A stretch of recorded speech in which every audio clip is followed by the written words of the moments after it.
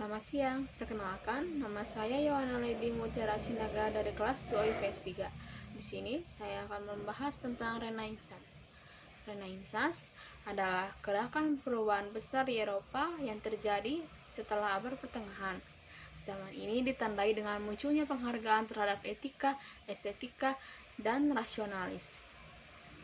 Pada masa itu, dominasi gereja hampir berada di dalam semua aspek kehidupan masyarakat dan negara.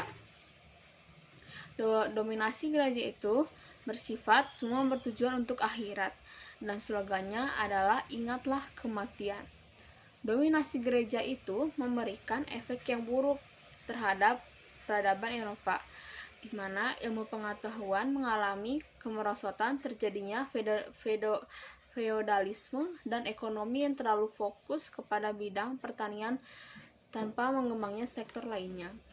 Renaissance merupakan pelopor peradaban modern di Eropa. Salah satu esensi dari semangat Renaissance adalah pandangan manusia yang tidak hanya memikirkan bagaimana di akhirat kelak, tetapi juga memikirkan bagaimana ketika masih hidup, sehingga membuat manusia yang lahir ke dunia untuk mengolah, menyempurnakan, serta mengadah ke surga, karena nasib manusia di tangan Tuhan, di tangan manusia itu sendiri.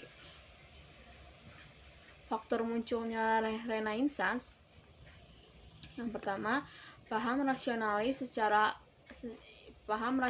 yang membutuhkan penjelasan secara fakta, berkembang dan menentang paham-paham yang ada di ajaran gereja. Kedua, bangkitnya keinginan raja-raja untuk memerintah negara tanpa campur tangan gereja.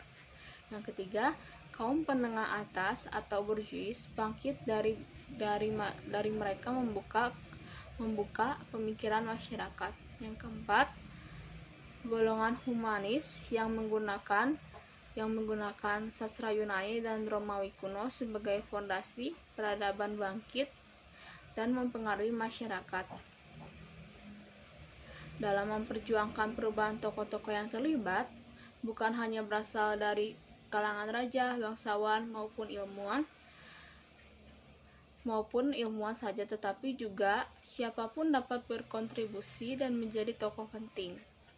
Dampak dari Renaissance ini adalah kebangkitan peradaban modern ini di Eropa memberikan dampak yang positif terhadap warga di Eropa, di mana bertumbuhnya kebebasan, kemerdekaan, dan kemandirian individu.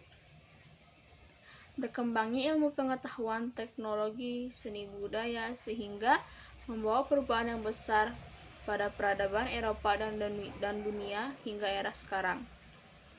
Namun, zaman Renaissance ini tidak serta-merta membawa dampak positif saja, tetapi juga ada dampak negatifnya lantaran runtuhnya domisili gereja, maka melahirkan paham-paham pemikiran baru yang berkonotasi